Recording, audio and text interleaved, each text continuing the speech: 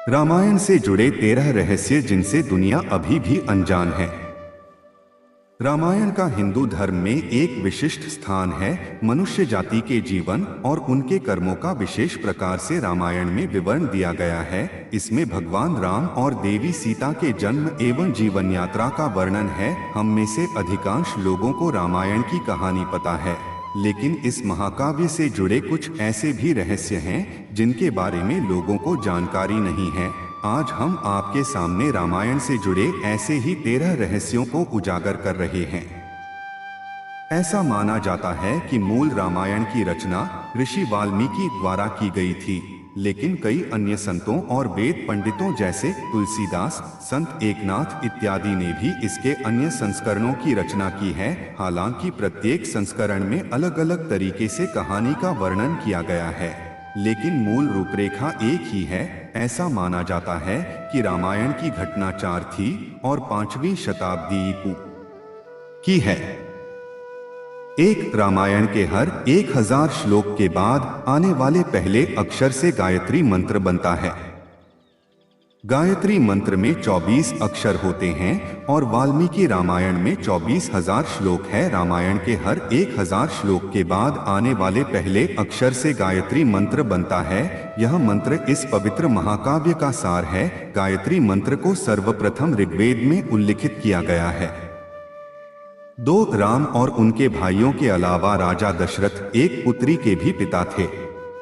श्री राम के माता पिता एवं भाइयों के बारे में तो प्रायः सभी जानते हैं, लेकिन बहुत कम लोगों को यह मालूम है कि राम की एक बहन भी थी जिनका नाम शांता था। वे आयु में चारों भाइयों से काफी बड़ी थी। उनकी माता कौशल्या थी। ऐसी मान्यता है कि एक बार अंगदेश के राजा रोमपद और उनकी रानी वर्षिणी अयोध्या आए। उनको कोई संतान नहीं थी। बातचीत के दौरान राजा दशरथ को जब यह बात मालूम हुई तो उन्होंने कहा, मैं अपनी बेटी शांता आपको संतान के रूप में दूंगा। यह सुनकर रोमपद और वर्षिणी बहुत खुश हुए। उन्होंने बहुत स्नेह से उसका पालन पोषण किया और माता पिता के सभी कर्तव्य निभाए।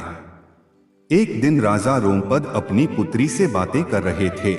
उसी समय द्वार पर एक ब्राह्मण आए और उन्होंने राजा से प्रार्थना की कि वर्षा के दिनों में वे खेतों की जुताई में राज दरबार की ओर से मदद प्रदान करे। राजा को यह सुनाई नहीं दिया और वे पुत्री के साथ बातचीत करते रहे। द्वार पर आए नागरिक की याचना न सुनने से ब्राह्मण को दुख हुआ और वे राजा रोमपद का राज्य छोड़कर चले गए। वह ब्राह्मण इंद्र के भक्त थे। अपने भक्त की ऐसी अनदेखी पर इंद्रदेव राजा रोमपद पर क्रुद्ध हुए और उन्होंने उनके राज्य में पर्याप्त वर्षा नहीं कि इससे खेतों में खड़ी फसलें मुरझाने लगी।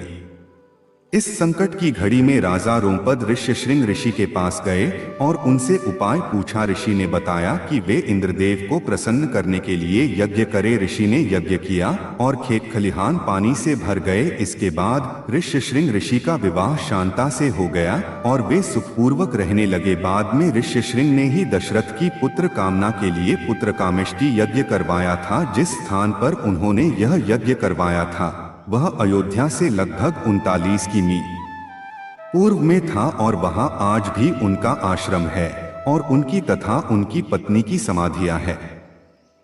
3 राम विष्णु के अवतार हैं, लेकिन उनके अन्य भाई किसके अवतार थे? राम को भगवान विष्णु का अवतार माना जाता है, लेकिन आपको पता है कि उनके अन्य भाई किसके अवतार थे? लक्ष्मण को शेषनाग का अवतार माना जाता है, जो क्षीर सागर में भगवान विष्णु का आसन है, जबकि भरत और शत्रुघ्न को क्रमशः भगवान विष्णु द्वारा हाथों में धारण किए गए सुदर्शन चक्र और शंखशैल का अवतार माना जाता है।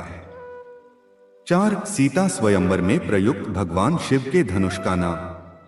हम में से अधिकांश लोगों को पता है कि राम का सीता से विवाह एक स्वयंवर के माध्यम से हुआ था। उस स्वयंवर के लिए भगवान शिव के धनुष का इस्तेमाल किया गया था, जिस पर सभी राजकुमारों को प्रत्यंचा चढ़ाना था। लेकिन बहुत कम लोगों को पता होगा कि भगवान शिव के उस धनुष का नाम पिनाक था। 5 लक्ष्मण को गुदाकेश के नाम से भी जाना जाता है। ऐसा माना जाता है कि वनवास के 14 वर्षों के दौरान अपने भाई और भाभी की रक्षा करने के उद्देश्य से लक्ष्मण कभी सोते नहीं थे। इसके कारण उन्हें गुदाकेश के नाम से भी जाना जाता है। वनवास की पहली रात को जब राम और सीता सो रहे थे तो निद्रा देवी लक्ष्मण के सामने प्रकट हुई। उस समय लक्ष्मण ने निद्रा देवी से अनुरोध किया कि उन्हें ऐसा वरदान दें कि वनवास के 14 वर्षों के दौरान उन्हें नींद न आए और वह अपने प्रिय भाई और भाभी की रक्षा कर सके। निद्रा देवी इस बात पर प्रसन्न होकर बोली कि अगर कोई तुम्हारे बदले 14 वर्षों तक सोए तो तुम्हें यह वरदान प्राप्त हो सकता है। इसके बाद लक्ष्मण की सलाह पर निद्रा देवी लक्ष्मण की पत्नी और सीता की बहन उर्मिला के पास पहुंची। उर्मिला ने लक्ष्मण के बदले सोना स्वीकार कर लिया और पूरे 14 वर्षों तक सोती रही। 6 उस जंगल का नाम जहां राम, लक्ष्मण और सीता वनवास के दौरान रुके थे। रामायण महाकाव्य की कहानी के बारे में हम सभी जानते हैं कि राम और सीता लक्ष्मण के साथ 14 वर्षों के लिए वनवास गए थे और राक्षसों के राजा रावण को हराकर वापस अपने राज्य लौटे थे। हम में से अधिकांश लोगों को पता है कि राम, लक्ष्मण और सीता ने कई साल वन में बिताए थे, लेकिन कुछ ही लोगों को उस वन के नाम की जानकारी होगी। उस वन का नाम दंडकारण्य था जिसमें राम, सीता और लक्ष्मण ने अपना वनवास बिताया था। यह वन लगभग 35,600 वर्ग मील में फैला हुआ था, जिसमें वर्तमान छत्तीसगढ़, उड़ीसा, महाराष्ट्र और आंध्र प्रदेश के कुछ हिस्से शामिल थे। उस समय यह वन सबसे भयंकर राक्षसों का घर माना जाता था, इसलिए इसका नाम दंडकारण्य था, जहां दंड का अर्थ सजा देना और अरण्य का अर्थ वन है। 7 लक्ष्मण रेखा प्रकरण का वर्णन वाल्मीकि रामायण में नहीं है। पूरे रामायण की कहानी में सबसे पेचीदा प्रकरण लक्ष्मण रेखा प्रकरण है, जिसमें लक्ष्मण वन में अपनी झोपड़ी के चारों ओर एक रेखा खींचते हैं। जब सीता के अनुरोध पर राम हिरण को पकड़ने और मारने की कोशिश करते हैं तो वह हिरण राक्षस मारीच का रूप ले लेता है। मरने के समय में मारीच राम की आवाज में लक्ष्मण और सीता के लिए रोता है। यह सुनकर सीता लक्ष्मण से आग्रह करती है कि वह अपने भाई की मदद के लिए जाए, क्योंकि ऐसा प्रतीत होता है कि उनके भाई किसी मुसीबत में फंस गए हैं।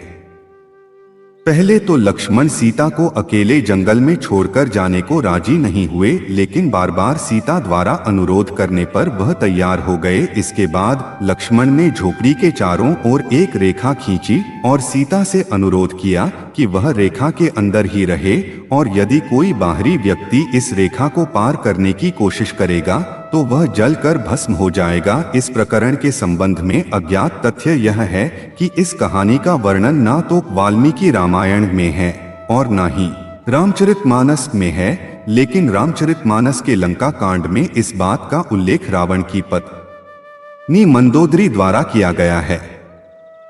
8 रावण एक उत्कृष्ट वीणा वादक था।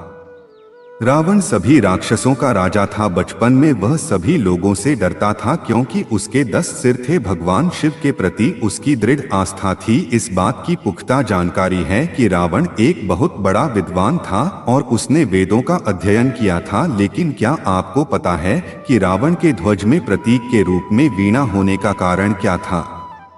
चूंकि रावण एक उत्कृष्ट वीणा वादक था, जिसके कारण उसके ध्वज में प्रतीक के रूप में वीणा अंकित था। हालांकि रावण इस कला को ज्यादा तवज्जो नहीं देता था, लेकिन उसे यह यंत्र बजाना पसंद था।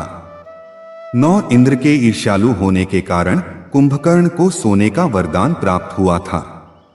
रामायण में एक दिलचस्प कहानी हमेशा सोने वाले कुंभकर्ण की है। कुंभकर्ण रावण का छोटा भाई था, जिसका शरीर बहुत ही विकराल था। इसके अलावा वह पेटू बहुत अधिक खाने वाला भी था। रामायण में वर्णित है कि कुंभकर्ण लगातार 6 महीनों तक सोता रहता था और फिर सिर्फ एक दिन खाने के लिए उठता था और पुनः 6 महीनों तक सोता रहता था। लेकिन क्या आपको पता है कि कुंभकर्ण को सोने की आदत कैसे लगी थी? एक बार एक यज्ञ की समाप्ति पर प्रजापति ब्रह्मा कुंभकर्ण के सामने प्रकट हुए और उन्होंने कुंभकर्ण से वरदान मांगने को कहा। इंद्र को इस बात से डर लगा कि कहीं कुंभकर्ण वरदान में इंद्रासन न मांग ले। अतः उन्होंने देवी सरस्वती से अनुरोध किया कि वह कुंभकर्ण की जिह्वा पर बैठ जाएं, जिससे वह इंद्रासन के बदले निद्रासन मांग ले। इस प्रकार इंद्र की ईर्ष्या की वजह से कुंभकर्ण को सोने का वरदान प्राप्त हुआ था। 10 नासा के अनुसार रामायण की कहानी और आदम का पुल एक दूसरे से जुड़े हुए हैं।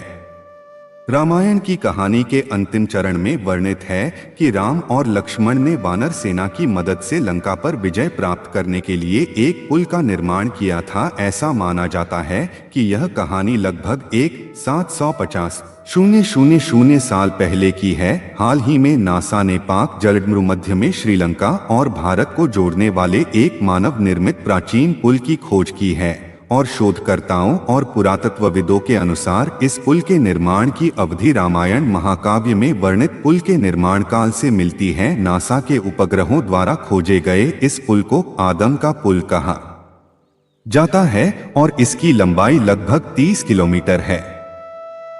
11 रावण को पता था कि वह राम के हाथों मारा जाएगा। रामायण की पूरी कहानी पढ़ने के बाद हमें पता चलता है कि रावण एक क्रूर और सबसे विकराल राक्षस था जिससे सभी लोग घृणा करते थे। जब रावण के भाइयों ने सीता के अपहरण की वजह से राम के हमले के बारे में सुना तो अपने भाई को आत्मसमर्पण करने की सलाह दी थी। यह सुनकर रावण ने आत्मसमर्पण करने से इनकार कर दिया और राम के हाथों मरकर मोक्ष पाने की इच्छा प्रकट की। उसके कहा कि अगर राम और लक्ष्मण 2 सामान्य इंसान हैं तो सीता मेरे पास ही रहेगी, क्योंकि मैं आसानी से उन दोनों को परास्त कर दूंगा, और यदि वे देवता हैं तो मैं उन दोनों के हाथों मरकर मोक्ष प्राप्त करूंगा। 12 आखिर क्यों राम ने लक्ष्मण को मृत्युदंड दिया? रामायण में वर्णित है कि श्री राम ने न चाहते हुए भी जान से प्यारे अपने छोटे भाई लक्ष्मण को मृत्युदंड दिया था। आखिर क्यों भगवान राम ने लक्ष्मण को मृत्युदंड दिया था? यह घटना उस वक्त की है जब श्री राम लंका विजय के बाद अयोध्या लौट आए थे और अयोध्या के राजा बन गए थे। एक दिन यम देवता कोई महत्वपूर्ण चर्चा करने के लिए श्री राम के पास आते हैं। चर्चा प्रारंभ करने से पूर्व उन्होंने भगवान राम से कहा कि आप मुझे वचन दें कि जब तक मेरे और आपके बीच वार्तालाप होगी हमारे बीच कोई नहीं आएगा, और जो आएगा उसे आप मृत्युदंड देंगे। इसके बाद राम लक्ष्मण को यह कहते हुए द्वारपाल नियुक्त कर देते हैं कि जब तक उनकी और यम की बात हो रही है वो किसी को भी अंदर न आने दे, अन्यथा वह उसे मृत्युदंड दे देंगे। लक्ष्मण भाई की आज्ञा मानकर द्वारपाल बनकर खड़े हो जाते हैं। लक्ष्मण को द्वारपाल बने कुछ ही समय बीतने के बाद वहां पर ऋषि दुर्वासा का आगमन होता है। जब दुर्वासा ने लक्ष्मण से अपने आगमन के बारे में राम को जानकारी देने के लिए कहा तो लक्ष्मण ने विनम्रता के साथ मना कर दिया। इस पर दुर्वासा क्रोधित हो गए तथा उन्होंने संपूर्ण अयोध्या को श्राप देने की बात कही। लक्ष्मण ने शीघ्र ही यह निश्चय कर लिया कि उनको स्वयं का बलिदान देना होगा ताकि वो नगरवासियों को ऋषि के श्राप से बचा सकें, और उन्होंने भीतर जाकर ऋषि दुर्वासा के आगमन की सूचना दी। अब श्री राम दुविधा में पड़ गए क्योंकि उन्हें अपने वचन के अनुसार लक्ष्मण को मृत्युदंड देना था। इस दुविधा की स्थिति में श्री राम ने अपने गुरु वशिष्ठ का स्मरण किया और कोई रास्ता दिखाने को कहा। गुरुदेव ने कहा कि अपनी किसी प्रिय वस्तु का त्याग उसकी मृत्यु के समान ही है, अतः तुम अपने वचन का पालन करने के लिए लक्ष्मण का त्याग कर दो। लेकिन जैसे ही लक्ष्मण ने यह सुना तो उन्होंने राम से कहा कि आप भूल कर भी मेरा त्याग नहीं करना, आपसे दूर रहने से तो यह अच्छा है कि मैं आपके वचन का पालन करते हुए मृत्यु को गले लगा लूं। ऐसा कहकर लक्ष्मण ने जल समाधि ले ली। 13 राम ने सरयू नदी में